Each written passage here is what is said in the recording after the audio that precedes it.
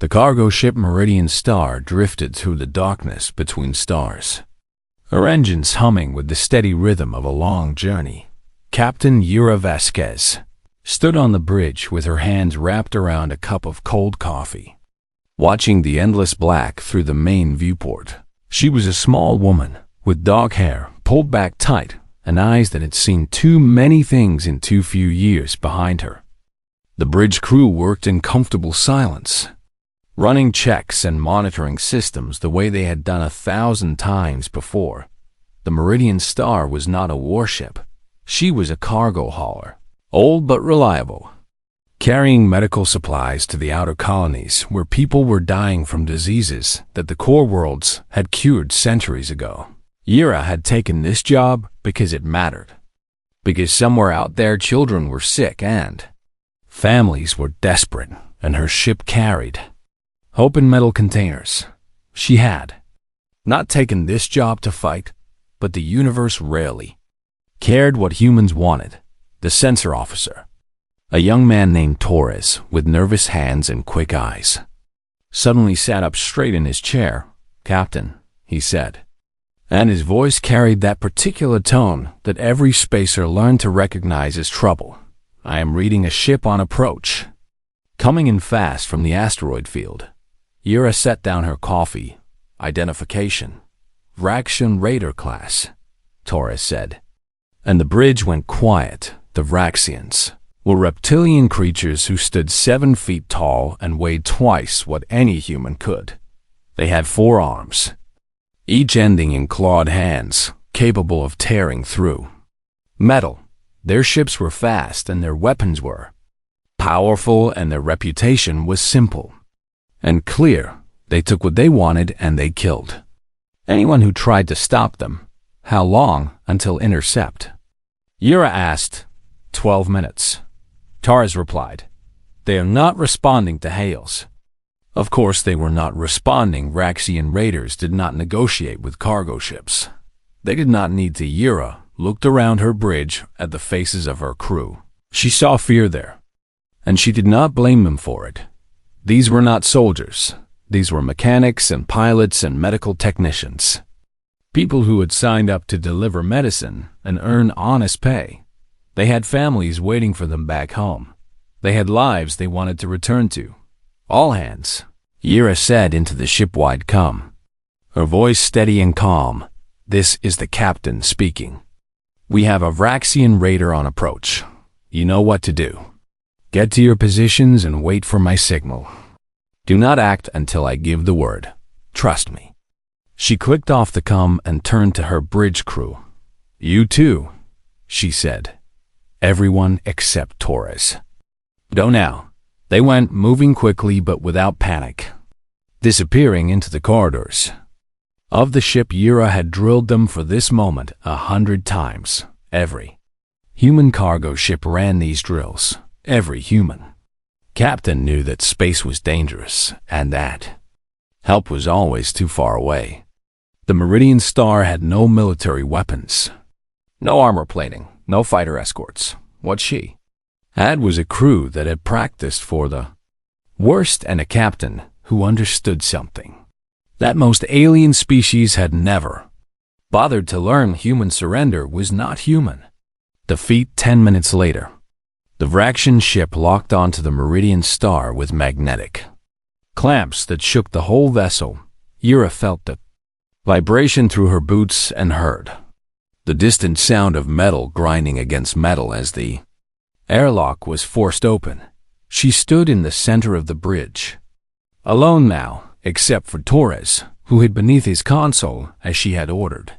Her hands hung at her sides. Her heart beat fast, but her breathing stayed slow. She had been in situations like this before.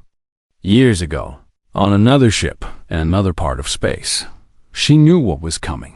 She knew what she had to do. The bridge door exploded inward, blown off its hinges by a breaching charge. Through the smoke came the Vraxians. 6 of them in heavy armor with plasma rifles glowing hot and ready. They were everything the story said. They were tall and scaled and terrifying, with yellow eyes that held no mercy and mouths full of teeth. designed for tearing flesh. The leader was the largest of them. A scarred veteran with old wounds marking his face and a commander's insignia on his chest. He swept into the room like he owned it. Because in his mind, he already did. His rifle pointed at Yura's chest. She raised her hands, slowly, carefully. She lifted them up with her palms facing forward and her fingers spread wide. It was the universal gesture of surrender, recognized across 100 worlds and 1,000 cultures. It meant she was giving up. It meant she was no threat. It meant she was beaten. The Vraxian commander stopped. He looked at her. This small human woman with her hands in the air. And he began to laugh. The sound came out as a harsh rasping noise that his translator turned into something almost recognizable. His soldiers joined in, their mandibles clicking with amusement. "Humans," the commander said, and his voice dripped with contempt. "Always the same. Hands up before the first shot. Knees bent before the first blow. Your species is pathetic." He stepped closer, lowering his rifle because he did not see her as a threat. Why would he? She was small and soft and unarmed and surrendering. She was everything. The Vraxians believed humans to be weak, cowardly, easy prey. "I am Commander Thomas's," he announced, as if she should be honored to know his name. "This ship and everything on it now belongs to me. You will tell me where your crew is hiding, and you will give me access to your cargo. If you cooperate, I might let some of you live. If you do not, you will all die screaming." Yura kept her hands raised. She kept her eyes on Thomas's. She kept her voice calm when she spoke. "My crew is scattered throughout the ship," she said. "The cargo manifest is on that terminal. I will help you find whatever you need." Thomas's smiled, showing all of his terrible teeth. "Good," he said. "Smart. Most humans beg and cry before they become useful. You are already cooperating. Perhaps I will kill you last." He gestured to his soldiers. "Search the ship," he commanded. "Find the others. They will be hiding in closets and under beds like the vermin they are." Two of the Vraxians moved toward the door. Thomas's turned his attention to the cargo terminal, and Yura stood perfectly still with her hands in the air, watching and waiting and counting the seconds. What Thomas's did not understand, what he could not understand, was that her raised hands were not a sign of surrender. They were a signal. They were a message to her crew, hidden in their positions throughout the ship. That said, wait. They were a timer counting down to the moment when the laughing would stop and the guns would come out. Commander Thomas's had raided human ships before. He had raided many ships from many species across many years, and he considered himself an expert in the art of taking what did not belong to him. The Kellis merchant lords would fight back with hired guards and expensive weapons, making each raid a bloody affair that cost soldiers and time. The Tirani trading vessels would try to negotiate, offering bribes and deals and complicated arrangements that Thomas's found tedious and boring. But the humans were different. The humans were easy. Thomas's remembered his first human raid, nearly 15 cycles ago, when he was still young and hungry and eager to prove himself. He had expected a fight. His captain had warned him that humans were unpredictable, that their small size hid surprising strength, that they should not be underestimated. But when they breached the airlock and stormed onto the human freighter, they found only raised hands and bent knees and voices begging for mercy. It had been almost disappointing since then. Thomas's had raided dozens of human vessels, and the pattern never changed. They surrendered instantly, offering no resistance, giving up their cargo and their dignity without a single shot fired.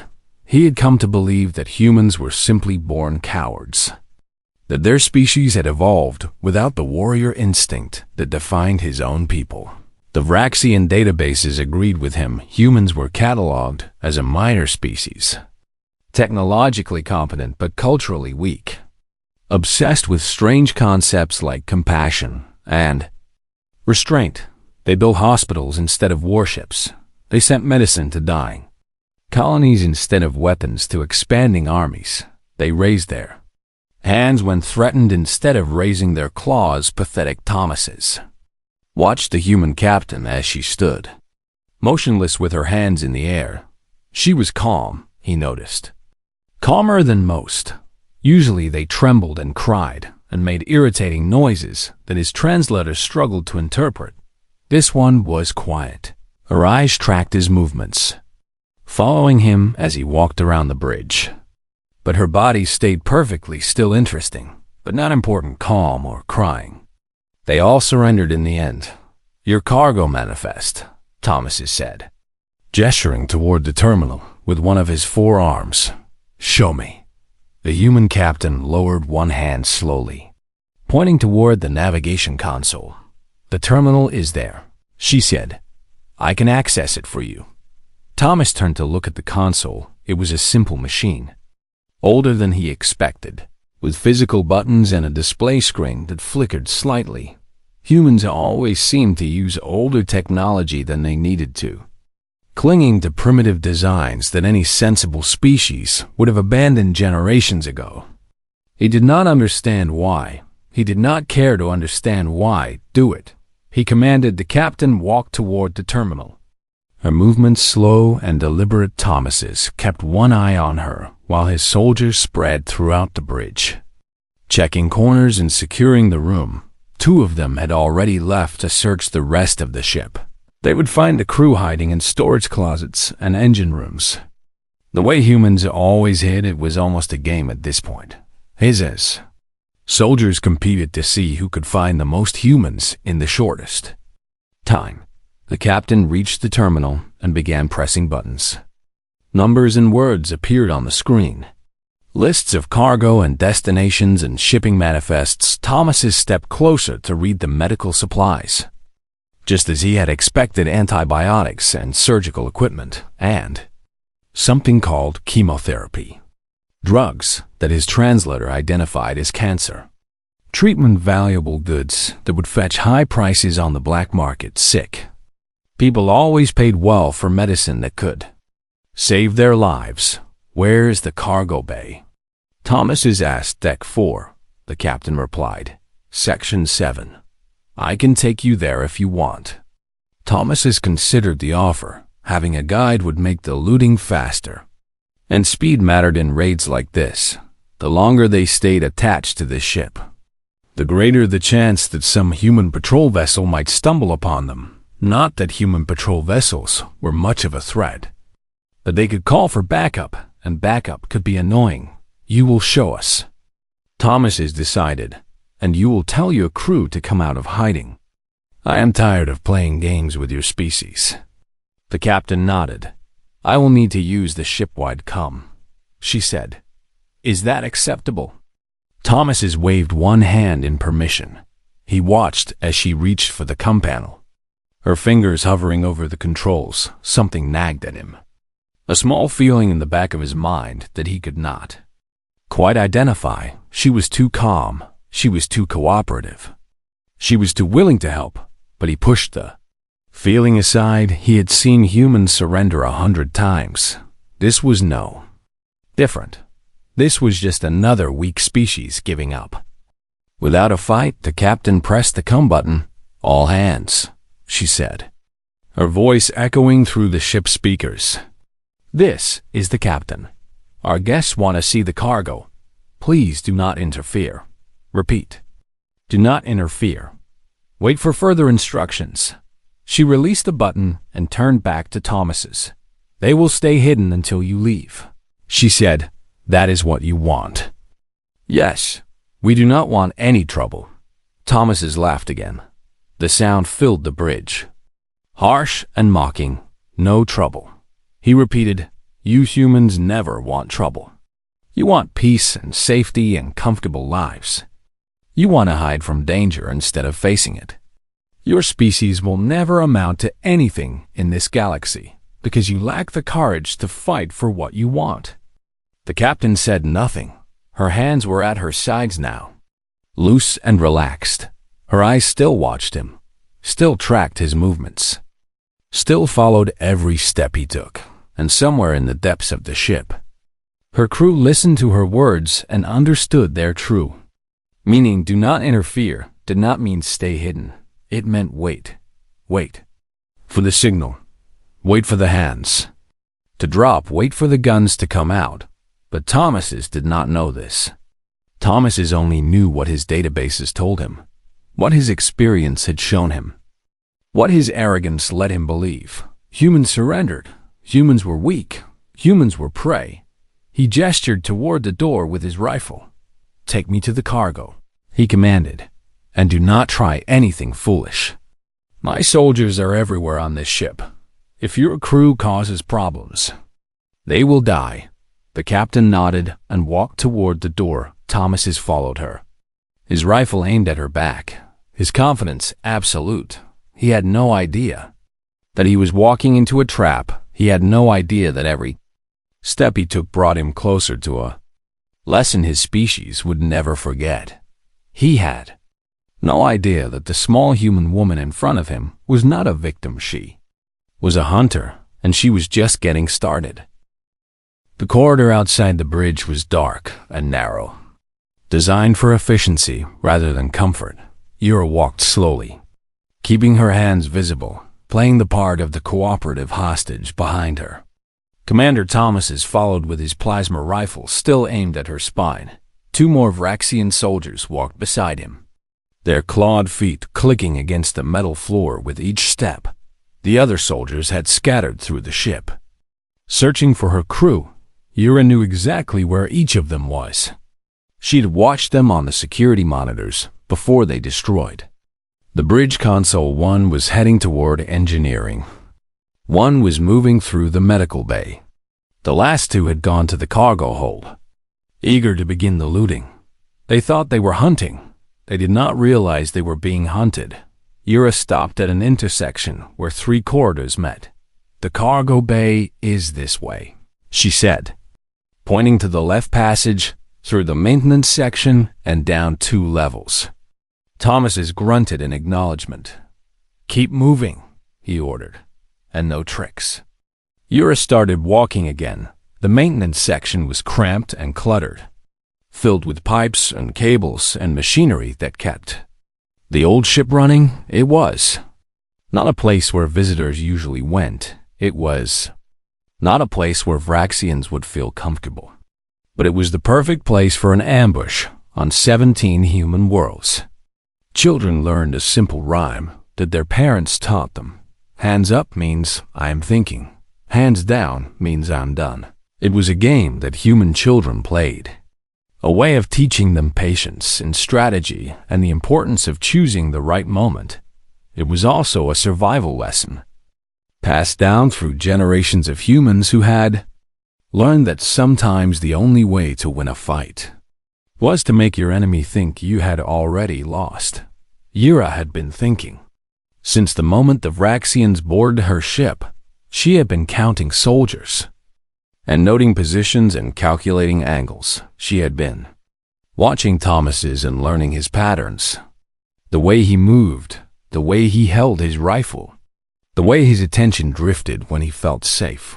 She had been sending silent messages to her crew through the words she chose and the tone she used. Do not interfere meant wait for the signal. No trouble meant get ready.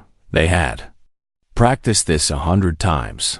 They were ready. Yura led the Vraxians deeper into the maintenance section, past humming generators and water recycling units. The ceiling was low here, barely high enough for a human to stand upright. The Vraxians had to duck and bend, their tall bodies uncomfortable in the cramped space. Their movements became awkward. Their confidence began to fade. How much further? Thomas demanded. His voice had an edge to it now, the first hint of frustration. Not far. Yura replied, just through this section and down the ladder. She stopped in front of a heavy door marked with warning symbols. The cargo lift is on the other side. She said, I need to enter the access code. Thomas's waved his permission with an impatient gesture. Yura reached for the control panel beside the door. Her fingers found the keypad. She entered a code, but it was not the code for the cargo lift. It was the code that her crew was waiting for throughout the ship. 12 humans heard a soft chime in their earpieces. It was the signal, hands down. The first shot came from above Chief Engineer. Kowalski had spent 6 hours wedged into a ventilation shaft, his legs cramped and his back aching. Waiting for this exact moment, he fired through the metal grating. A tungsten slug propelled by magnetic coils at 3 times the speed of sound. The round punched through Thos's shoulder armor like it was paper. The commander screamed and spun, his plasma rifle firing wild into the ceiling. Yura dropped to the floor, not in fear, but in purpose. She rolled toward the wall where a hidden panel waited. A panel that every human cargo captain installed during their first week of command. Her fingers found the release, and the panel swung open to reveal a weapon that no alien database had ever cataloged. It was a shotgun, a primitive chemical propellant, weapon that human soldiers had used for 300 years before the invention of plasma technology. It was loud and messy and brutally effective at close range. It was exactly what Yura needed. She came up firing. The blast caught the nearest Vraxian soldier full in the chest, the spread of pellets shredding his armor and the flesh beneath it. He fell without a sound, dead before he hit the ground. The second soldier tried to raise his rifle, but the corridor was too narrow, and his arms were too long, and he was too slow. Yura pumped the shotgun and fired again. The sound was deafening in the enclosed space, a roar of thunder that echoed off the metal walls. The soldier's helmet shattered, and he crumpled backward into Thomas's, who was still staggering from Kowalski's shot. From somewhere deeper in the ship came more sounds of violence, gunfire, and screams, and the distinctive crack of weapons that should not exist. On a civilian vessel, the Vraxian soldiers who had scattered to search the ship were learning what Yura's crew had been hiding in engineering.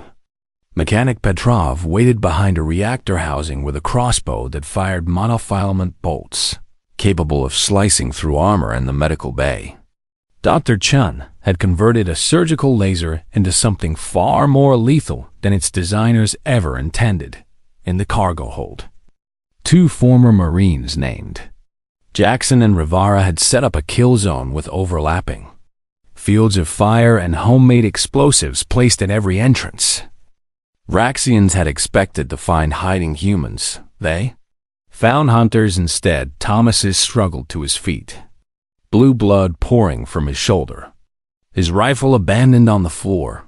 He looked at Yura with eyes full of confusion and rage. "You surrendered," he gasped. "Your hands were up. You surrendered." Yura stood over him with the shotgun pointed at his face. Her hands were steady. Her voice was cold. "No," she said. "I was giving you a chance to walk away. You laughed instead." She did not pull the trigger, not yet. She had more to teach him first. From her earpiece came the voices of her crew. REPOR2ING in 1 by 1. Engineering secured medical bay, secured cargo hold, secured 4 enemy soldiers down. All crew accounted for. The raid was over. The hunters had become the prey, and Commander Thomas's was about to learn a lesson about humanity that his species would never forget. Commander Thomas's lay on the cold metal floor of the maintenance corridor, his blue blood pooling beneath him. The pain in his shoulder was intense, a burning agony that pulsed with every heartbeat, but the pain was nothing compared to the confusion that filled his mind. He did not understand what had happened. He did not understand how everything had gone so wrong. The human captain stood above him, that primitive weapon still pointed at his face. Around her, the cramped corridor was littered with the bodies of his soldiers, warriors who had survived dozens of raids, killed in seconds by a species that was supposed to be weak. Footsteps echoed from deeper in the ship, and more humans appeared from the shadows. They were ordinary people, not soldiers, not warriors. A heavy man with Grease-stained hands carried a weapon made from pipes and wires. A small woman in a medical uniform held what looked like a modified surgical tool. A young man with wide eyes clutched a crossbow. That seemed almost medieval in its simplicity. These were the vermin he had expected to find hiding in closets. These were the cowards his species had dismissed for generations. They had killed his entire raiding party in less than 4 minutes. "Get him up," the captain ordered. 2 of the humans grabbed Thomas's by his arms and hauled him to his feet. The movement sent fresh waves of agony through his wounded shoulder, and he could not stop the cry that escaped his throat. "Bring him to the cargo bay," the captain continued. "The others are already there." They dragged him through the corridors of the ship, past scorch marks and bloodstains and the signs of brief but violent combat. Thomas saw more of his soldiers along the way. Their bodies crumpled in hallways and doorways, struck down by weapons that the Vraxian military had never bothered to study. When they reached the cargo bay, Thomas found the last of his surviving crew.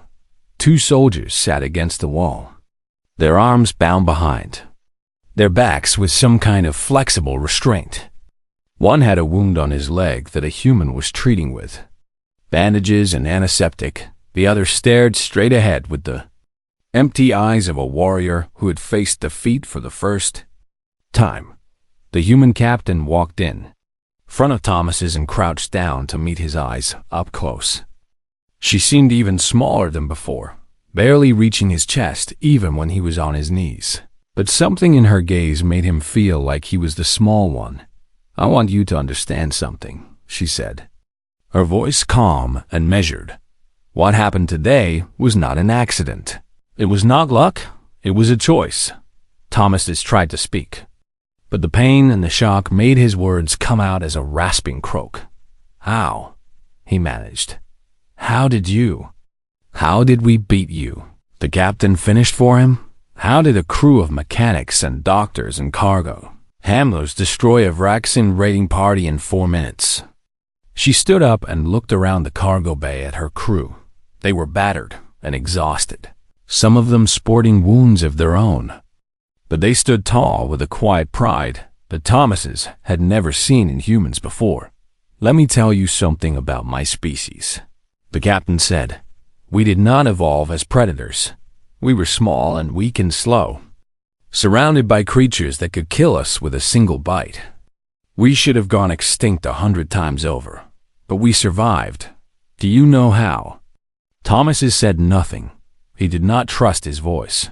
"We survived because we learned to plan," the captain continued. "We learned to wait. We learned to make our enemies think we were harmless until the moment we struck. We invented the concept of the trap. We invented the concept of the ambush.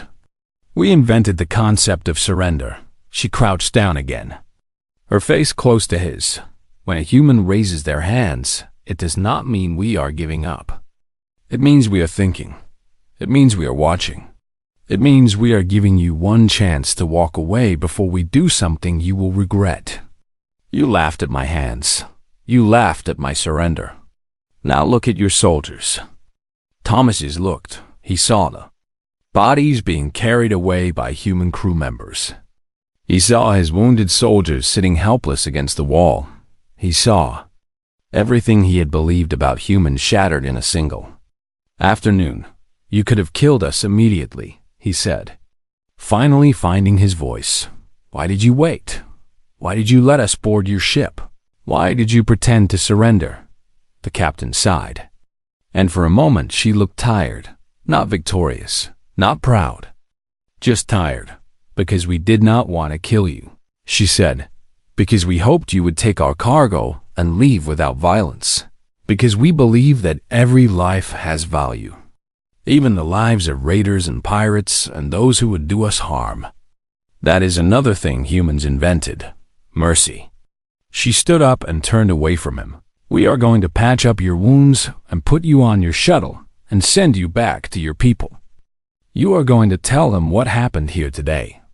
You are going to tell them that human surrender is not human weakness. And maybe, if your species has any wisdom at all, the next Vraxian raider will think twice before laughing at raised hands. Thomas stared at her back. He could not understand what he was hearing. You are letting us go, he said, after we tried to rob you.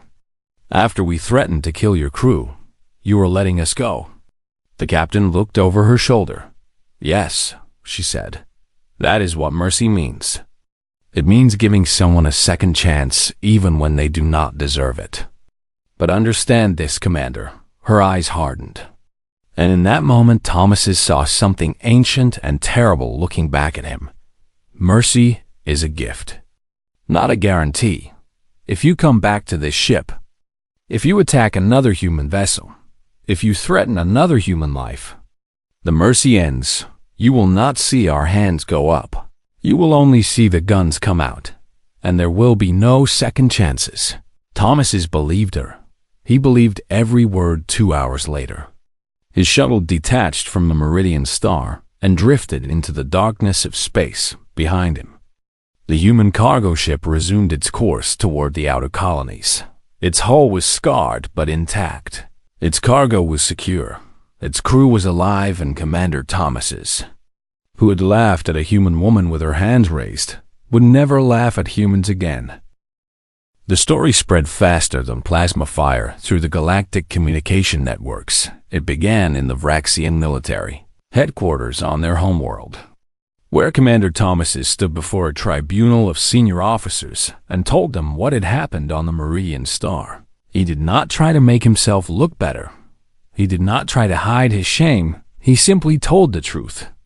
Every detail, from the moment he boarded the human ship to the moment he was released with his wounds bandaged and his pride destroyed. The tribunal listened in silence when Thomas finished. The oldest officer, a general with decades of combat experience, leaned forward in his chair. You are telling us, the general said slowly, that a cargo crew of 12 humans defeated 6 Vraxian raiders using primitive weapons and ambush tactics. Yes. General, you are telling us that they let you live. Yes. General, you are telling us that their surrender was a trap. It was not a trap, Thomas said.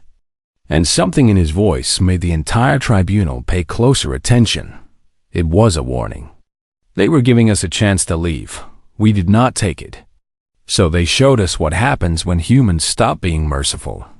The general sat back in his chair. He had fought many species across many years, and he had never heard a Vraxian commander speak with such respect about an enemy. What do you recommend? The general asked. Thomas did not hesitate. I recommend we update our combat protocols regarding human vessels, he said. I recommend we stop classifying humans as a non-threatening species. And I recommend that any Vraxian ship encountering a human with raised hands treat it as a warning, not an invitation. The tribunal discussed the matter for 3 days in the end. They agreed with Thomas the story did not stay within Vraxian space. A Kelith merchant captain heard it from a Vraxian trader at a neutral station and passed it along to his guild within a week. The Kelith databases have been updated with new information about human combat behavior. The entry noted that humans appeared to use surrender as a tactical delay, a way of assessing threats and coordinating responses before engaging in violence. It noted that human vessels often carried concealed weapons, designed to be overlooked by standard scans. It noted that human crews, regardless of their official roles, should be considered potentially dangerous combatants. The Tirani military academies received the story through their intelligence networks and added it to their curriculum. Cadets studied the incident on the Meridian Star as an example of asymmetric warfare, where a weaker force defeated a stronger one through deception and preparation. The instructors emphasized the lesson. Never assume that surrender means defeat the elder races. Those ancient species that had watched younger civilizations rise and fall for millions of years took notice as well. They maintained the archive of known species, a vast repository of information about every sentient life form in the galaxy. The entry on humanity was due for its regular update, and the archivists had new data to consider. The original entry had described humans as a young species with moderate technology and a strong emphasis on cooperation and conflict avoidance. It had noted their tendency to surrender when confronted with superior force and their cultural focus on concepts like mercy and restraint. The archivists had classified them as harmless. The updated entry was significantly different. It began with a new warning, displayed prominently at the top of the file. Alert: human behavior reassessment in progress. Previous classification of humans as non-threatening has been revised. New data suggests that human surrender is a tactical behavior rather than a submission response. Extreme caution advised in all hostile encounters with human vessels or personnel. The entry then continued with detailed analysis. Humans display a curious behavior when confronted with hostile force. They raise their hands, palms forward, in what their language calls surrender. Initial analysis classified this as submission, similar to the threat displays of other prey species. This analysis has been determined to be incorrect. The raised hands gesture is now understood to be a complex communication signal with multiple meanings. It indicates that the human is not currently engaging in violence. It indicates that the human is willing to resolve the situation peacefully. It indicates that the human is actively assessing the threat level and coordinating potential responses.